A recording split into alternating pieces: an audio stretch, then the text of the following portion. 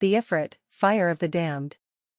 They say every shadow hides a story, and some stories never die. Tonight, we open another page of the world's darkest legends. Welcome to Spooky Stories. In the heart of the desert, where the sand burns beneath an unforgiving sun, there's a whisper carried by the wind, of creatures born from flame and vengeance. The Arabs call them Ifrit, spirits of fire, cursed to walk between worlds, feeding on fear, envy, and the souls of the wicked.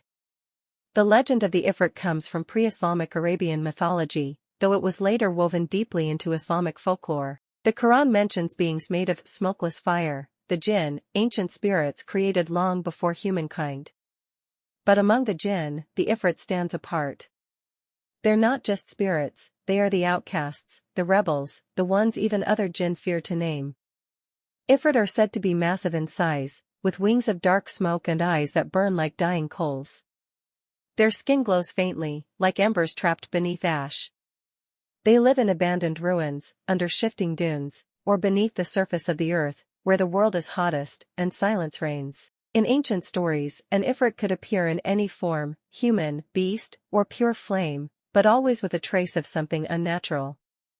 A flicker in their eyes. A smell of smoke in a room with no fire.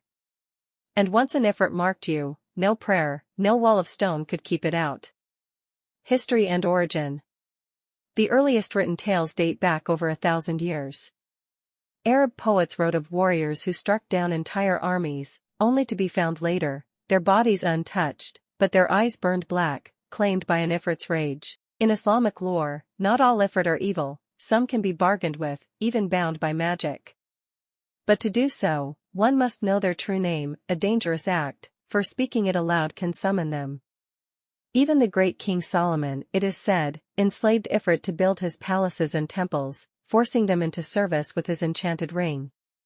But when Solomon died, the Ifrit rose in fury, and they swore no human would ever rule them again. In other lands, the concept of fiery spirits exists far beyond Arabia. In Persian lore, there are divs, demonic beings of smoke and ash. In Turkey, the ateş perisi or fire fairies resemble female Ifrit, beautiful but deadly. And in North Africa, tales from Morocco to Tunisia tell of Ifrita, a female fire jinn who lures men into the dunes, only to burn their shadows from their bodies, leaving nothing behind but glass where the sand once was. Fire real encounter, the desert lights. The story I'm about to tell comes from a French oil engineer stationed in the Sahara Desert in 1979. He never wanted his name published, but his journal, found after his disappearance, told everything. The wind was screaming that night, he wrote. The temperature was over 45 degrees, and yet I saw fire in the distance. Not a campfire. Something moving. He drove toward it, thinking it might be another crew. But as he approached, the fire seemed to rise, twisting into the shape of a tall figure, its arms stretching, flickering. I blinked, and it was gone, he said. Then I smelled something, burning metal. My radio melted in seconds. The air tasted like blood and smoke. The last line in his journal read, "It's watching me through the glass of the truck. Eyes like coals. It knows I spoke its name." His Jeep was found days later, buried in sand. The engine had melted, but there were no footprints. Only the faint smell of burnt air, and a blackened mark on the seat, in the shape of a hand. To this day, Bedouins traveling across the desert still leave offerings, small cups of water or milk poured into the sand, for the fire spirits of old. Not because they believe in fairy tales, but because they've seen what happens when you don't.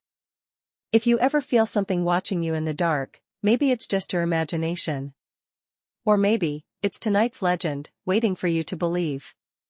Until next time, keep your lights low, and your curiosity lower.